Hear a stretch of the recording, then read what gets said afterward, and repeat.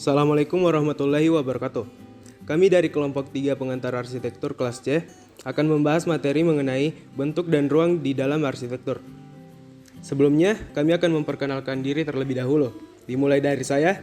Perkenalkan, nama saya Muhammad Riyamizar Tawamil dengan NIM D0512111042. Saya Akila Husnul Fadiabdi dengan NIM D0512111006.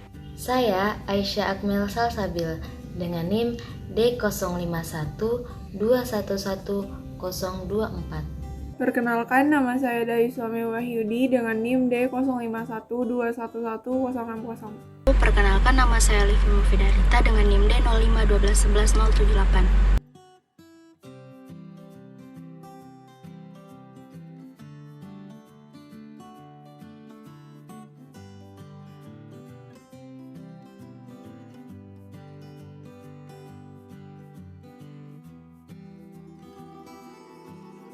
Pengertian titik dalam arsitektur. Titik adalah sesuatu yang menunjukkan entitas, kedudukan, dan posisi. Titik juga menjadi awal dan akhir sebuah garis serta unsur pembentuk sebuah garis. Titik tidak memiliki dimensi, tidak bisa diukur panjang, lebar, dan tingginya. Tidak dapat menunjukkan letak sesuatu, menyatakan keberadaan sesuatu, dan lain-lain.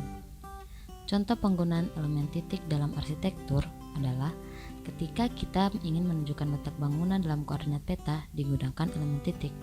Contoh lain, untuk menunjukkan letak kolom dalam sebuah grid bangunan, maka akan menggunakan titik, di mana dalam hal ini kita dapat memperoleh informasi letak atau posisi kolom tersebut dalam grid struktur yang kita buat. Posisi titik juga dapat ditentukan menggunakan titik pusat atau titik nol yang telah disepakati menggunakan sistem koordinat. Dengan demikian, keberadaan titik dapat diketahui secara pasti dalam 3 sumbu, yaitu posisi panjang atau X, lebar atau Y, dan tinggi atau Z titik tersebut pada titik pusat. Kemudian, pengertian garis dalam arsitektur. Garis merupakan elemen satu dimensi yang tercipta dari serangkaian titik-titik yang disusun tak berhingga, sehingga membentuk garis. Selain menunjukkan kedudukan, garis juga dapat diukur panjangnya dengan mencari selisih antara titik akhir garis dan titik awal garis tersebut. Contoh penggunaan elemen garis adalah menentukan panjang jalan, menentukan jarak antar bangunan, panjang kolom, dan masih banyak lagi. Dalam arsitektur, biasanya garis dibuat menjadi garis melintang atau linear horizontal yang terdapat pada denah dan garis membujur atau linear vertikal yang terdapat pada tampak dan potongan untuk menunjukkan ketinggian bangunan. Sama seperti titik, garis bisa ditentukan posisinya dalam koordinat dengan sumbu X, Y, Z. Dilihat dari bentuknya, terdapat garis lurus yang disebut linear dan garis lengkung yang sering disebut dengan kurva. Garis lurus tersusun dari titik-titik yang berjejer secara konstan dari titik awal hingga akhir. Garis lurus dapat dicari dengan persamaan fungsi linear, sementara kurva merupakan garis yang berjejer secara dinamis membentuk suatu lengkungan. Biasanya memiliki sumbu putar atau dapat dicari dengan persamaan fungsi kurva. Nah, materi bentuk arsitektur selanjutnya adalah bidang. Bidang adalah elemen 2 dimensi yang tercipta dari serangkaian garis-garis yang disusun tak berhingga sehingga membentuk bidang. Nah, seperti gambar yang terlampir di sini, di mana dapat kita lihat bidang merupakan susunan dari beberapa garis. Nah, bidang dapat ditentukan posisinya, memiliki ukuran panjang, lebar, dan memiliki luas area. Nah, luas suatu bidang ini dapat dicari dengan mengalihkan panjang dan lebarnya sesuai aturan bentuk geometri dari bidang tersebut. Contoh penggunaan bidang dalam arsitektur itu misalnya ketika menghitung luas tanah, penggambaran denah, tampak, potongan, dan gambar kerja 2 dimensi lainnya yang sejatinya adalah penggambaran bidang. Ruang tidak dapat dipisahkan dari kehidupan manusia baik secara psikologis maupun emosional. Ruang merupakan elemen yang sangat penting dalam arsitektur. Secara harfiah, ruang berasal dari bahasa Latin, yaitu spatium yang berarti ruangan atau luas. Jika dilihat dalam bahasa Yunani, dapat diartikan sebagai tempat atau lokasi, yaitu ruang yang memiliki ekspresi kualitas 3 dimensi. Menurut Aristoteles, ruang adalah suatu yang terukur dan terlihat, dibatasi oleh kejelasan fisik, enclosure yang terlihat sehingga dapat dipahami keberadaannya dengan jelas dan mudah. Dalam arsitektur, ruang terbagi menjadi ruang dalam dan ruang luar. Salah satu ruang yang ada dalam arsitektur adalah ruang terbuka publik. Ruang terbuka publik sendiri terbagi menjadi ruang eksterior dan ruang interior. Menurut Alexander et al. Tahun 1977, untuk ruang eksterior terdapat 2 bagian tipe ruang, yaitu yang pertama positif. Positif yaitu ruang yang mempunyai batas yang pasti dan jelas. Ruang ini dapat dirasakan dan dapat diukur dengan seksama. Sebagai bayangan, ruangan ini dapat diisi oleh air untuk menunjukkan keberadaannya. Ruang ini dibentuk dari bangunan yang berada di sekitarnya. Yang kedua yaitu negatif. Negatif yaitu ruang yang tidak mempunyai bentuk yang jelas. Jenis ruang ini sulit dibayangkan serta keberadaannya sulit dirasakan. Di dalam buku Public Place, Urban Space, ruang positif dibagi menjadi 2 jenis, yaitu yang pertama streets. Streets adalah tipe ruang terbuka publik yang bersifat dinamik dan mempunyai kuantitas perpindahan yang lebih tinggi. Yang kedua, squares. Squares adalah tipe statis di mana orang lebih sering untuk berdiam diri dalam waktu lama di ruang terbuka publik ini.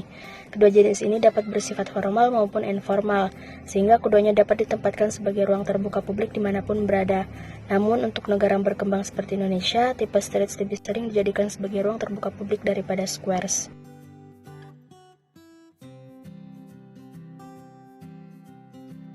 Properti dalam arsitektur. Bentuk merupakan perwujudan yang dapat diidentifikasi melalui batas-batas garis, bidang, atau ruang. Dengan memahami bentuk, maka kita akan dapat mengetahui seperti apa karakter dari suatu materi. Nah, dalam arsitektur, pemahaman tentang bentuk sangatlah diperlukan karena semua garis, bidang, maupun ruang pada akhirnya akan menunjukkan suatu bentuk. Jadi bisa kita simpulkan bahwa bentuk merupakan hasil dari proyeksi garis, bidang, maupun ruang. Nah, properti dalam arsitektur sendiri terbagi menjadi 2, yaitu properti dasar dan properti relasional. Yang pertama kita masuk ke dalam properti dasar, terdiri atas 4. Yang pertama adalah shape, yaitu konfigurasi permukaan atau karakteristik garis luar atau outline, bisa dilihat di gambar di samping. Kemudian untuk ukuran, dimensi fisik panjang, lebar, kedalaman atau tinggi yang menentukan proporsi dan skala. Yang ketiga ada warna, yaitu fenomena pencahayaan dan persepsi visual terhadap kualitas hue, saturasi, tone yang menimbulkan efek berat ringan. Dan yang terakhir ada tekstur, yaitu kualitas taktil dan visual permukaan yang memiliki ukuran dan susunan sehingga menentukan penyerapan dan pemantulan cahaya. Nah, keempat ini bisa kalian lihat di gambar di samping. Nah, selanjutnya untuk properti relasional terdiri atas 3. Yang pertama adalah posisi. Posisi adalah relatif terhadap lingkungan atau kisaran visual yang terlihat. Yang kedua ada orientasi, yaitu arah relatif terhadap permukaan tanah atau arah mata angin atau juga dari arah seorang pengamat. Dan yang ketiga ada inersia visual, yaitu derajat konsentrasi dan stabilitas yang ditentukan oleh bentuk geometri dan orientasi reaktif terhadap permukaan tanah, gravitasi, dan garis pandang pengamat. Nah, dari sifat-sifat inersia ini, pada kenyataannya dipengaruhi oleh bagaimana kita memandangnya.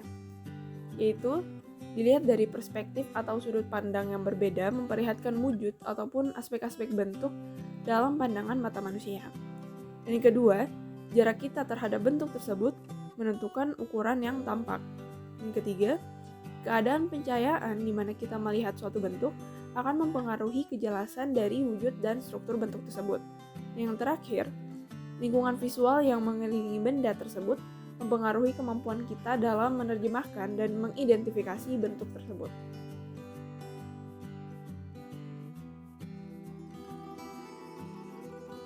Wujud dasar. Secara psikologis, manusia secara naluriah akan menyederhanakan lingkungan visualnya untuk memudahkan pemahaman. Dalam setiap komposisi bentuk, kita cenderung mengurangi subjek utama dalam daerah pandangan kita ke bentuk-bentuk yang paling sederhana dan teratur. Semakin sederhana dan teraturnya suatu wujud, semakin mudah untuk diterima dan dimengerti. Secara geometri, kita ketahui wujud-wujud beraturan seperti lingkaran dan sederetan segi banyak beraturan atau yang memiliki sisi-sisi dan sudut-sudut yang sama, yang tak terhingga banyaknya dapat dilukiskan di dalam lingkaran, segitiga, dan bujur sangkar. Lingkaran Lingkaran adalah sederetan titik-titik yang disusun dengan jarak yang sama dan seimbang terhadap sebuah titik tertentu di dalam lingkungan. Segitiga. Segitiga adalah sebuah bidang datar yang dibatasi oleh 3 sisi dan mempunyai 3 buah sudut. Bujur sangkar. Bujur sangkar adalah sebuah bidang datar yang mempunyai 4 buah sisi yang sama panjang dan 4 buah sudut siku-siku.